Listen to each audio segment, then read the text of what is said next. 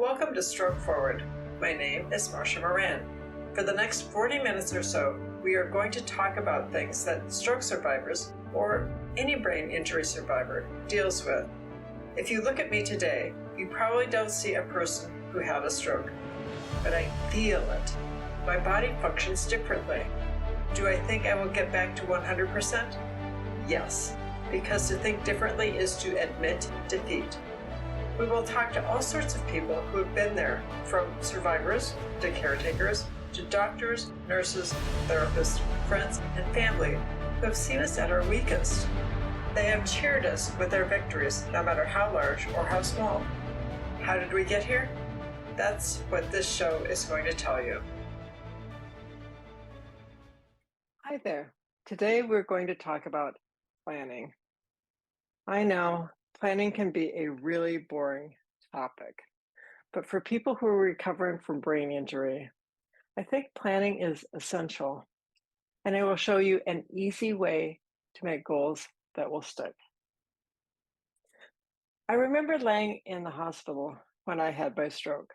It was probably 2 days out, and I didn't think very well, but I got it in my head that I would make this plan to run the 5K on my first anniversary. Yeah, I couldn't even get out of my own bed. What was I thinking? I was thinking of the long game. I was going to do whatever it took to start walking again, and that would turn into running. I had a really long road ahead of me. It started on day 5. I transferred from the hospital, so I got out of the wheelchair and into the car at the hospital. And then I got out of my car into the hospital at the rehab place. And they rolled me in and I got into my bed. That was it. But it's a start. What I really needed to do was to pick apart the running goal and to break it into smaller steps. So I decided that my first goal was to walk around the room with my cane on one side and the physical therapist holding up the gait belt on the other. She was holding me up so I wouldn't fall. I had very little to no balance. Because I was in rehab, I had to do this exercise every day. And that's where it started for me. What we are going to talk about today is WOOP. It is an easy process that enables you to achieve your goals. When you have a brain injury, it helps you focus on what you need to do today and tomorrow to help you attain your long-term goal. The W is for wish. The goal has to be feasible for you. If I had said that I was going to do the 5K in 2 months, well, that wouldn't have been believable, even for me. Think about what you really want to do and think about the time frame that makes sense. It can be a day, a week, a month, or even a year. It should be a stretch goal, so there will be some effort attached to attaining it. The first O is outcome. How will it make you feel when you attain that wish? Really let your mind go. Will it make you feel more alive, more human, less in pain? That's what doing the 5K would do for me. It would make me feel like I used to feel after running. The second O stands for obstacles. You know there will be some. For me, I just didn't want to go through the trouble of working out on certain days. So I don't know about your days, but mine were miserable, if I'm going to be honest. When I got home, I would get up sometime in the day and eventually shower and dress with help. Then I would go back to bed. I would later get up and brush my teeth. Maybe I would do my hair. Then I would go back to bed. Eventually, I got up to do my exercises. Then I would go back to bed. That might be all I would do. That was enough. I had a brain injury and I needed to rest and let my brain heal. But I also needed to work on the things that were important to me. It's a crazy balance that everyone needs to work out for themselves. The P is for plan. When the obstacle comes up for you, what are you going to do to overcome what is holding you back? For me, when I didn't want to do my exercises, I would think of not being able to walk and eventually run. That outcome was bad enough that I just got up and did my exercises, even though they hurt like the dickens.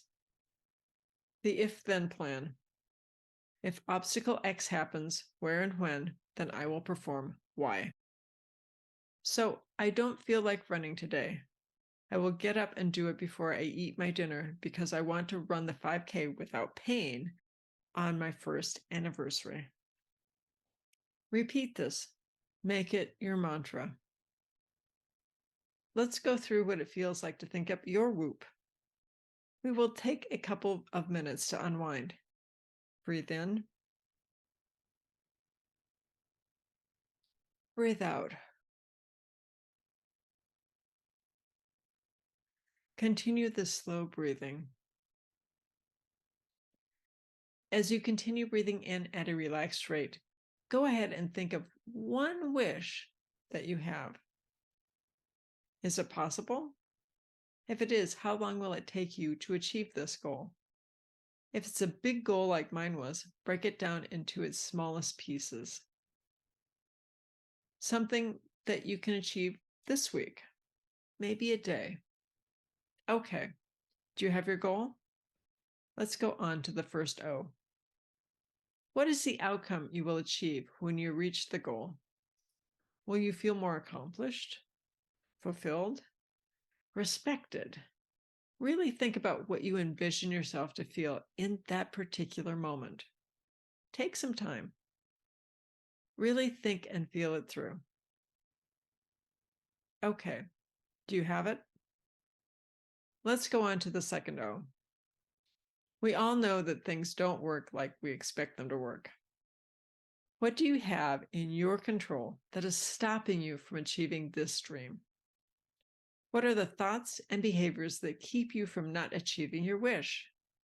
Do you have any habits or preconceptions that inhibit you? It may be that the obstacles are insurmountable, and if so, you can give up this goal and choose another.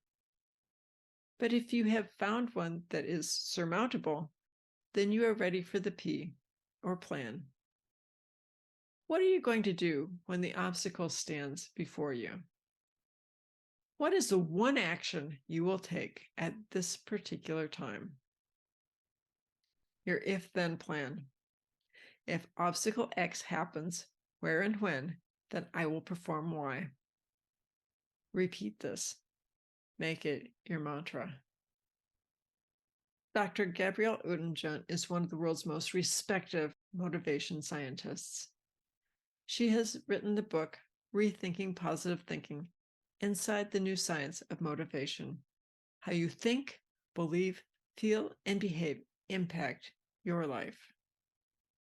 Dr. Oettingen discovered that positive thoughts are not enough to achieve what a person desires.